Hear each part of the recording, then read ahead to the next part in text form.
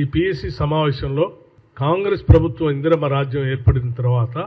100 రోజుల్లో ప్రభుత్వం తరఫున చేసినటువంటి అనేక అభివృద్ధి కార్యక్రమాలపైన, గ్యారంటీల్లో భాగంగా అమలు చేసినటువంటి అంశాలపైన, మహిళలందరికీ ఆర్టీసీ బస్సులో ఉచిత ప్రయాణం గురించి కానీ, రాజీవ్ ఆరోగ్యశ్రీకి 10 లక్షల రూపాయలు స్కీమ్ని స్టార్ట్ చేసిన దానిపైన కానీ, 500 రూపాయలకే కేవలం గ్యాస్ సిలిండర్ ఇచ్చే విధానం పైన కానీ, 200 యూనిట్ల వరకు ఉచితంగా జీరో బిల్ ఇచ్చేటటువంటి అంశాలపైన కానీ, గత ప్రభుత్వం పూర్తిగా వదిలేసినటువంటి మహిళా సంఘాలకు సంబంధించి, డ్వాక్రా సంఘాలకు సంబంధించి ఇందిరమ్మ రాజ్యం ప్రత్యేకంగా దృష్టి సారించి రాబోయే 5 సంవత్సరాల్లో 1,00,000 కోట్ల రూపాయలు వాళ్ళకి రుణాలు ఇప్పించేటటువంటి, వడ్డీ లేని రుణాలు ఇప్పించేటువంటి కార్యక్రమానికి సంబంధించి సమావేశం ఏర్పాటు చేసి డిసెంబర్ నుంచి మార్చి వరకు వారికి వడ్డీ లేని రుణాలు ఇచ్చినటువంటి, వడ్డీకి సంబంధించిన